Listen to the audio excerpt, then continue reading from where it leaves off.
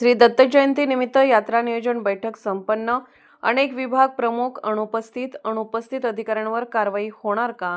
नांदेड जिल्ह्यात श्री क्षेत्र माहूर येथे असणाऱ्या दत्तपीठाचे दत्त जयंती उत्सवाच्या निमित्ताने भाविकांच्या सेवा सुविधेबाबत आढावा बैठक संपन्न झाली। आढावा बैठक सहाय्यक जिल्हा अधिकारी जयनीत चंद्रा दोंतुला यांच्या मार्गदर्शनाखाली घेण्यात आली।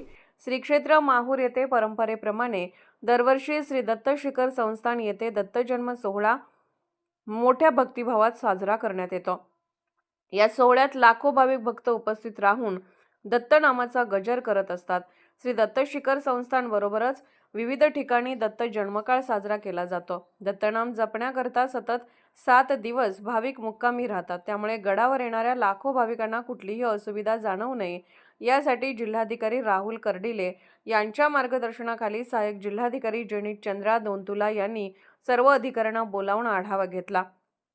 या बैठकीत नायब तहसीलदार कैलास जेटे, पोलीस निरीक्षक देवीदास चोपडे, नायब तहसीलदार सूर्यवंशी मॅडम, सहाय्यक गटविकास अधिकारी मुरादे, तालुका आरोग्य अधिकारी डॉक्टर RD माचेवार, विद्युत वितरणचे उप अभियंता RB शेंडे, वैद्यकीय अधिकारी डॉक्टर AD आंबेकर, आगार प्रमुख चंद्रशेखर समर्थवाड, राष्ट्रीय महामार्गाचे अभियंता AG हजारे यांनी कनिष्ठ अभियंता PL कांबळे, याबरोबरच दत्त शिखर संस्थानचे व्यवस्थापक GN नाईक, श्री रेणुकादेवी संस्थानचे व्यवस्थापक योगेश साबळे, नंदकुमार जोशी सर, इलियास बावानी, गजानन भारती, राज ठाकूर, सुरेखा तळणकर यांच्यासह मान्यवर उपस्थित होते। महाराष्ट्र वेद न्यूजसाठी मनोज जाधव, माहूर। उपलब्ध नाही झाले तर मग कारण सेंटरमध्ये कुठेतरी ट्रेनची आपल्याला असतं पाहिजे।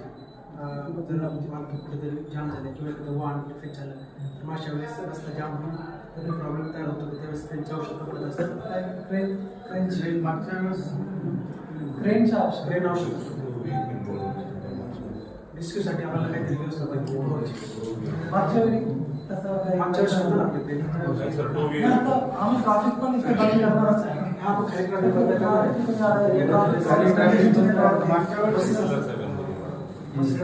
देवी बसेल प्रॉब्लेम होऊ शकतो।